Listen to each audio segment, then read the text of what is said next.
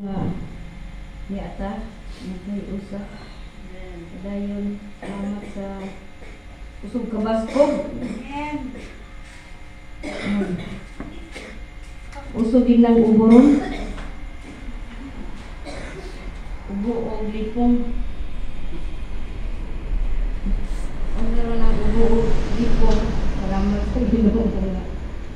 Itong tuwami dito sa loob, maunay kasagaran mo dagsa. So, itong pag ito na mapuntag sa'yo, salamat ko sa Ginoo kay pasyente. Pag bandang alas 9, nagugod. Pagudod na ang pasyente.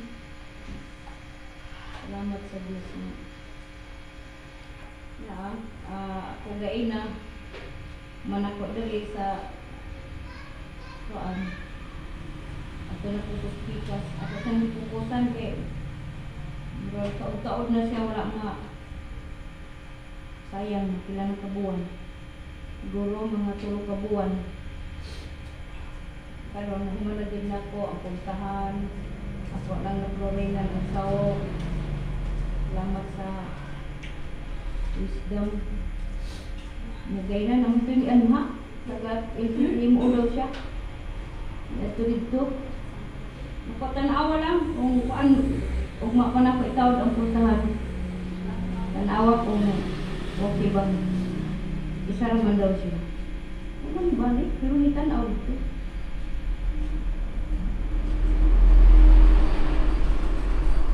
Tagalayo daw siya. Layo na iyan. Salamat sa ayun ni Pastorari na. Wala na ilipong, wala na. Pero na-pod-as gan si Pastorari na. Panagida sa inyong libati. Medyo lihupa yun. Grabe yung balatian mo ng pasalamatan nila itong Ginoo. Nang naatas kabaskog. Ato ibumpasan nga maayo atong pagdaig sa iyaha kay di lalim kung natay balatian, no? Makadaig to ta siya, pero luya kayo. Walay ka power. Kumpasanan yun, samtang naata sa kabaskog. Okay, panahon na natas kaluya. Murag na-reason na video atong tingog maluya. Salamat sa kinabuhi. Hinday na o. No? Salamat sa sila pastor nakaabot. Salamat sa padayon na nasir natin sa Ginoo. Kalinaw, mga igsuon, kalinaw, may mga daghang kuan, ilong, may daghang balita. Ingon na puntayan sila nga, oy wala naman may 6 days, wala na may ika-6. Okay. Nahupa naman na matarantan magita nga manang salamat kay kana naamo diya matiks dayon panahon nga naa sa dili mayo ang kahimutan. Angay malipay no pero lagi ang katapulan sa dili man lang maka good morning maka message no na ang akong cellphone ron may na kuan na trangkaso nagsara siya maon. May kinahanglan na po siya pinansyal o. Salamat nga nakapadayon. Daghang kay kubuhaton sa pikas kay ang coral pod wa nay coral ang palibot. Nawa man ang coral. Ang kahoy, ang kawayan. Pila ka buwan pagbuha ka tabok. Oo, sigurado po. Ingon lagi ko kinsa may nakadungag o kuan hayahay. No? Nahurot yun. As in, makita niyo mo. Di ba? Nahurot. Dari na side, huwag kawayan, huwag na kuan. Welcome na kayo ang kuan, no? Nako. Ganahan, ulit sila magtanaw nga tungod sa ilang suglod. Huwag na kuan. Wala na kural. Wala, magbanat sa ko din. Hindi ko man sa boarding house. Diha na po sa coral mo sira. Say na lang yun akong dapat. Siya ro kung suglod pa ng sila.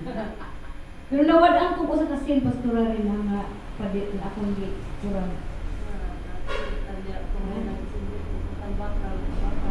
No?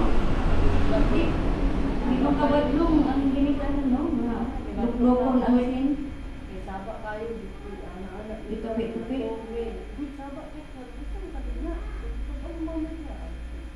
Ah? Isa man si? Tinda man. Luloy? Karon. Akong suktan. Kay, mahal ba ang sin? Nawa man. Wala. Siga na ito pag isumog. No? Nagpatuyan mo dito sila sa ilang lupaan nila. Pero arita sa salamat sa Ginoo nga. Arita sa mensahe sa Deuteronomio 6. Ang latong subo. Deuteronomio 6. Uno at sa 8.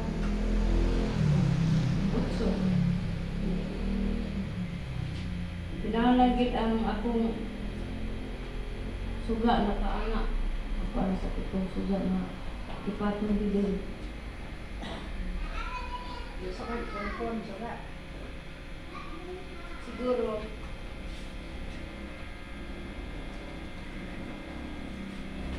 ang dakong sugo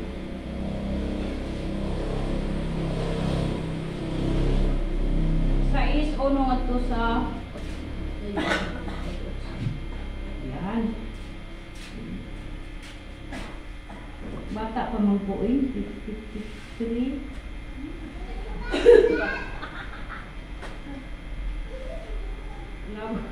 Tapos inilabo naman ako.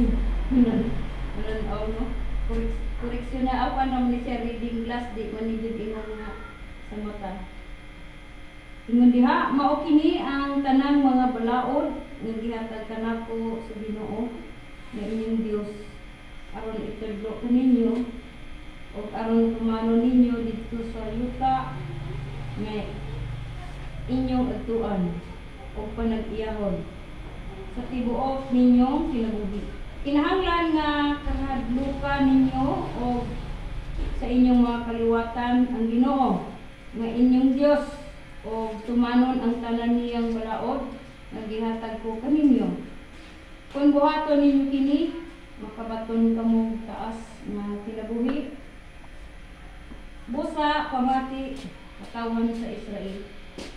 O tumana gayud ninyo kini aron kamo magmauswagon o mudaghan pag-ayo dito sa tambok o kabunog nga yuta.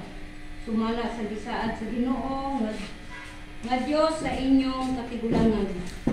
Hinumdumi katawhan sa Israel ang Ginoo o ang Ginoo lamang mo'y atong Dios. Kay gumaa ang Ginoo nga imong Dios sa tibuok ninyong kasing-kasing kalag o pusog. Ayaw ninyo kalimti kini nga balaod nga gihatag ko kaninyo karon. Itudlo kini kanunay sa inyong kabataan. Isguti kini kung anaa kamo sa inyong balay o kung magpanaw kamo o sa dayon na ninyong katulog o sa pagmata ninyo sa buntag. Ibugkos kini sa inyong bukton ingon nga ilhanan o ibutang ingon nga timaan diha sa inyong agtang. Isulat kini diha sa haligi sa pultahan sa inyong balay o diha sa inyong mga gamutan. Amen. Buka, yes Lord, amahan nga langit noon, makagamos tanan sa anak sa Espiritu Santo.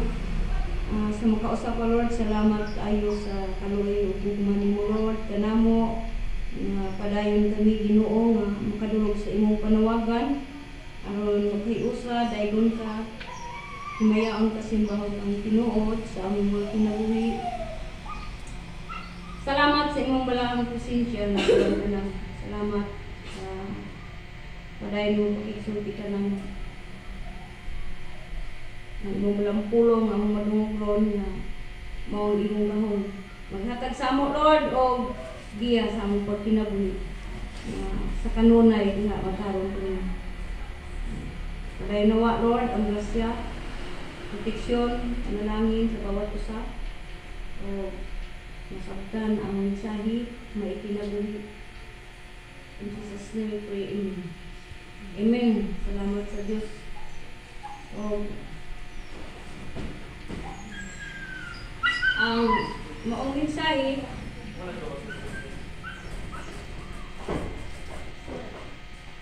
walaon maglatag sa Diyos ang dagong sugo.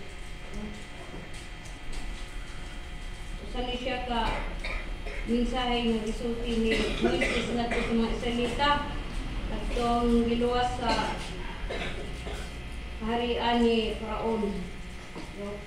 Mga ulipon ni Faraon o bago sila makasulod sa Kanaan, ni yang gihatag nga